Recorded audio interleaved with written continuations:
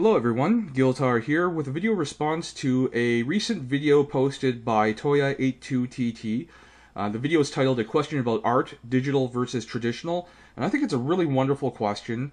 And the thing is, it's a question that's actually often asked by those involved with art or who are, I guess, art enthusiasts. The whole traditional versus digital, what is better, what has more value, which one appeals to you more, so on and so forth. Now, in this particular video of Toya's, he and a friend of his posed the question of, if you had a digital drawing and the exact same drawing in a traditional, format, on a piece of paper or whatever, what would have more value? Would a digital drawing have as much value as the traditional pencil drawing?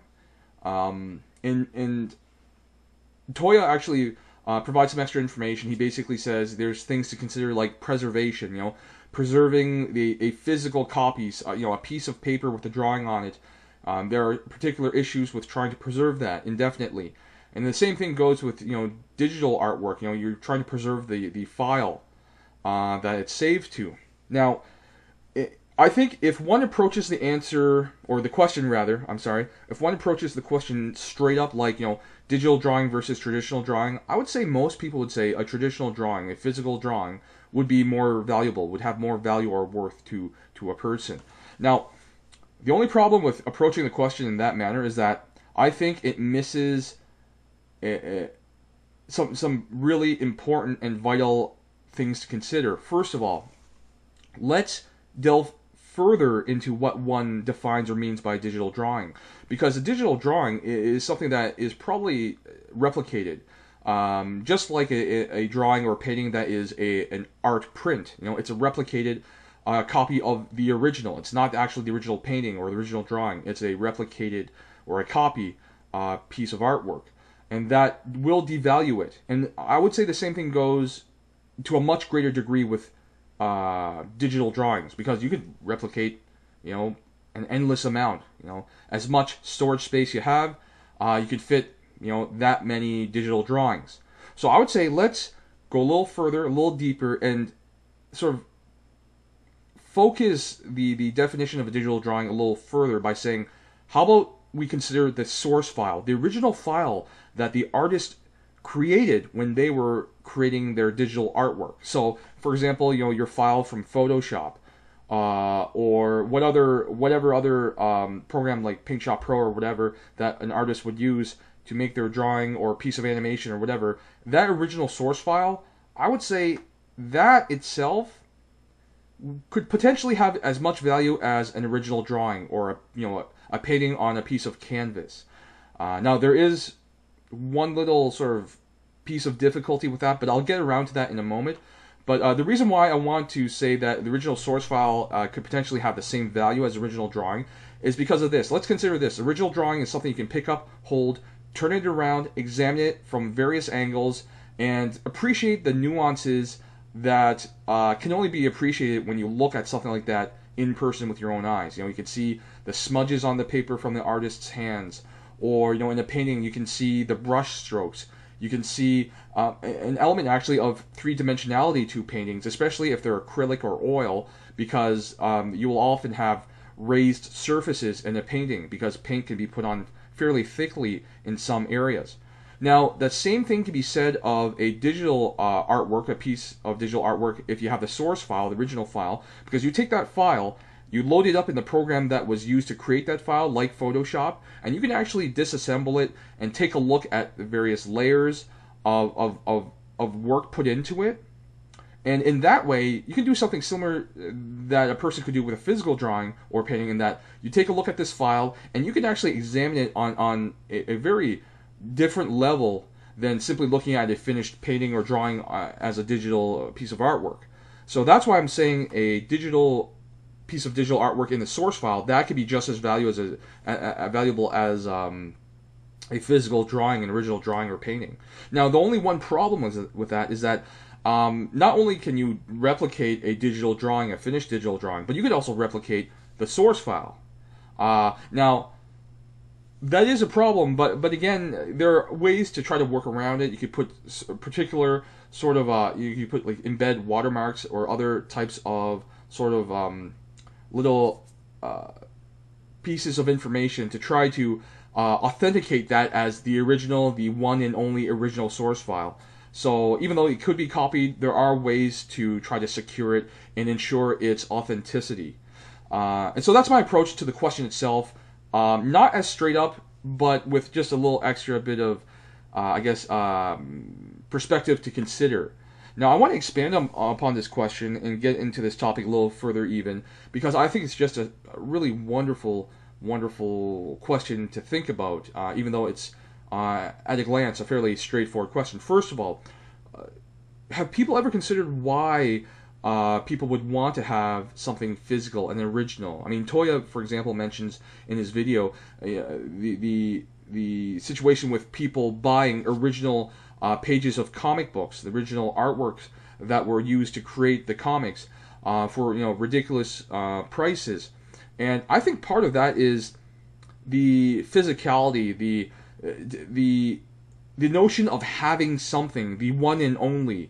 That is very important. Humans are very physical beings. The sense of touch is something that's obviously integral to our existence.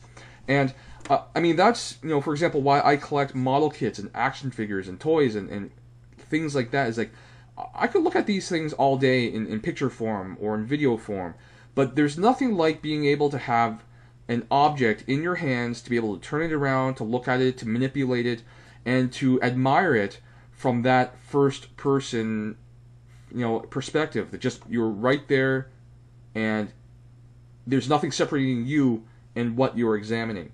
I think that's a really big piece of the puzzle with respect to why people have an urge to buy an original painting versus an art print of that painting, or an original drawing of a comic book. The original page that was sent off to the printers to print the comic book, things like that.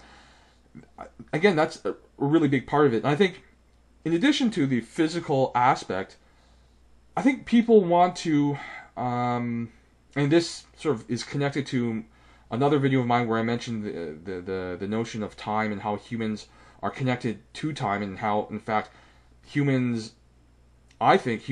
without humans, the notion of time doesn't exist. I mean, it only exists because we conceive of it, and we create time by perceiving it. And I think a very similar thing happens with original artwork, that people want to be a part of or possess a part of history in a way. A great artist who has, exhibited so many pieces of great work, if one owns it, in a way, by association, one is part of that art history. That you can say, I own this or that. Great painting by, this acclaimed painter, this, visionary artist. And I think that's part of it. Not only is it the appeal of the actual aesthetics of the work itself, that you simply like to admire this painting and just, you love the look of it, but it's just the possession of this and all the implications of having something that is associated with this type of creation, this artwork.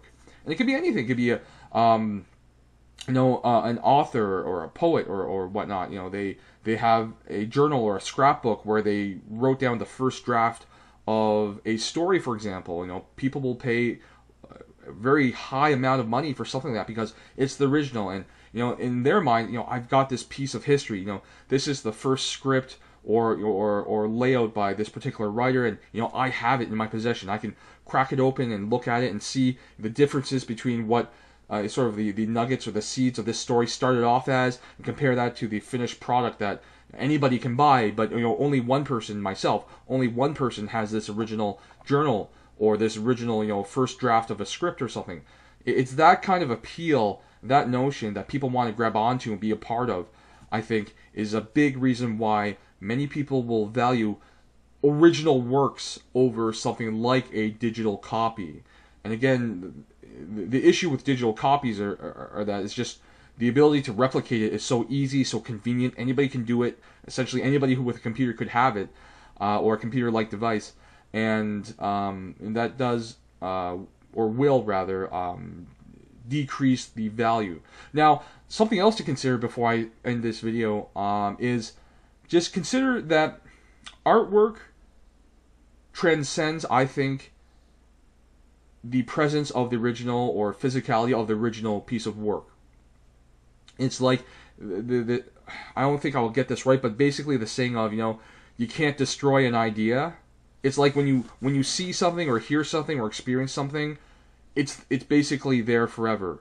It blooms into existence, and you can't erase it. It can be forgotten, but once someone experiences it, it's a part of the eternal. You can't, an experience like this, it doesn't grow old, it doesn't rot, it doesn't fade, or like it doesn't break. And again, the only thing that can happen is like, one will forget it, but that doesn't erase, something that happened before. It was experienced. And the thing with something like artwork is that for every person that experiences art, you have a different interpretation, a different experience. So you have one painting, for example, that can be experienced by the entire, 6.5 or almost 7 billion people on this planet, and that one painting is sort of born again with each experience, each viewing. So that one painting is given life, 6.5 or 7 billion times. Each time a person sees it, a different person sees it, that painting takes on a new life. And I think that's sort of the power of artwork, is that you don't need to have it. All you have to do is experience it once, just once, and it's born again. It's something new. It's created once more. So that's just sort of my long answer to Toya's great video, him and his friend. Really excellent answer, or question rather. I want you guys to check out his video, consider the question, and please share your thoughts.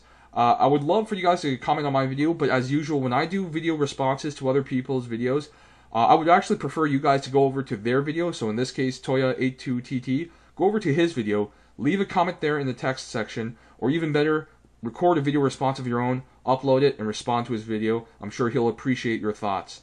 So as usual, thank you very much for watching, and I'll see you guys at the next video.